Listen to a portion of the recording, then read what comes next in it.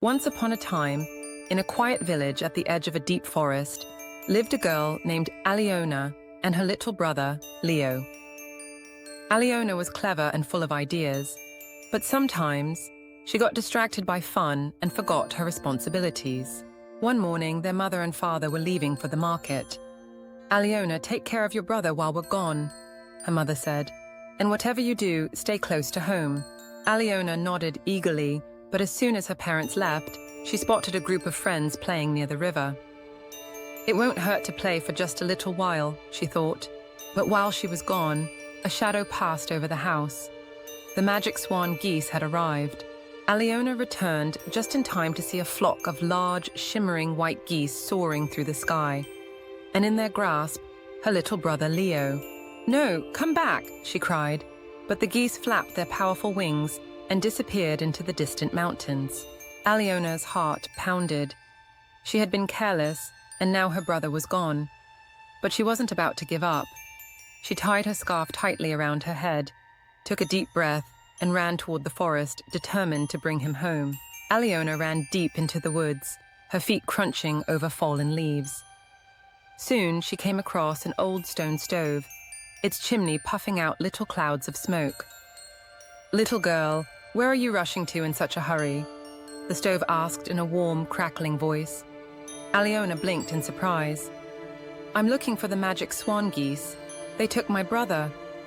The stove hummed thoughtfully. "If you wish to find them, you must be clever and kind. Would you like some warm bread for your journey?" Alyona hesitated. She was in a hurry, but then she remembered how hungry Leo always got. She nodded and reached for the bread. "Thank you," she said, tucking it into her pocket before running ahead. Further along, Alyona reached a gentle river flowing with milk instead of water. A small wooden bridge stretched across it, but the planks were old and creaky.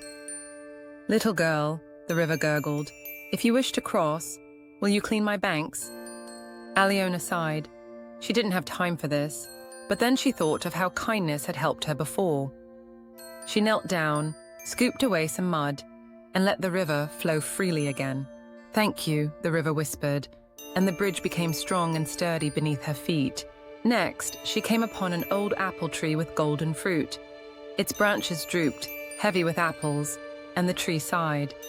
"Little girl, would you shake my branches so I can breathe?" Alyona hesitated. What if the swan geese got too far ahead? But she remembered the stove's advice. She reached up and shook the branches, letting the apples tumble to the ground.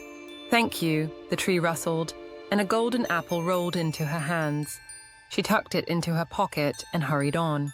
At last, Alyona reached an eerie clearing where a strange house stood on giant chicken legs, turning slowly in place. Smoke curled from its chimney, and the scent of herbs and magic filled the air. Inside, she could hear a cackling voice, and there, on a soft rug, was her little brother Leo, fast asleep. Alyona's heart raced. She couldn't just walk in and take him. Baba Yaga would never allow it. Taking a deep breath, she knocked on the door. The door swung open, and Baba Yaga peered out with sharp, knowing eyes. "A visitor? How unexpected," she smirked. "What brings you here, little one?" Alyona stood tall. "I've come for my brother." Baba Yaga's eyes twinkled. "Brave words, but bravery alone is not enough. Let's see if you're clever."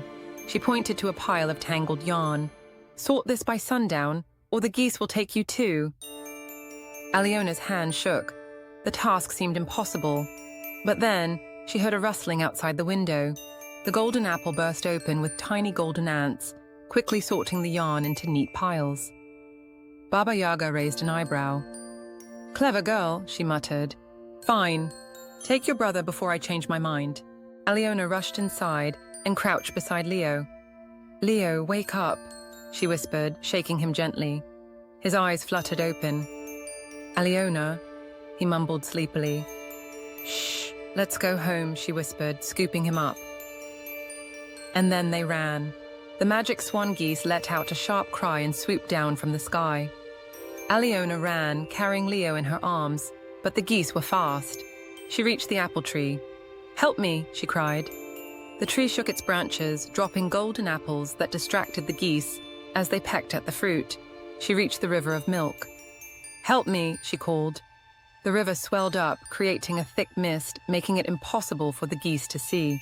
She reached the old stove. "Help me," she begged. The stove opened its doors, and Alyona and Leo leapt inside, hiding among the warm ashes. The swan geese circled overhead, confused, but they could not find them. At last, the geese gave up and flew away. Alyona and Leo emerged from the stove, covered in soot, but laughing with relief. They ran all the way home, just as their parents returned. Their mother gasped, "What happened?" Alyona hugged Leo tightly. "I almost lost him, but I got him back," her father smiled. "And you learned something important, didn't you?" Alyona nodded. She had learned that kindness and cleverness were more powerful than fear. That night, as Leo yawned sleepily, Alyona pulled the blanket over him. "You don't need Mom to tuck you in tonight, do you?" she teased. Leo giggled. "Nope, because you'll always keep me safe." Alyona smiled. As she glanced out the window, she saw a single white feather float down from the sky. The swan geese had vanished, the stove's warmth was far behind, and the river and apple tree were deep in the forest. She had been helped by magic, but in the end, it was her own choices that made the difference. She no longer needed magic to know what truly mattered. And so, with her brother safe and her heart full, Alyona drifted into sleep, knowing that she had written her own story, one of courage, kindness, and love.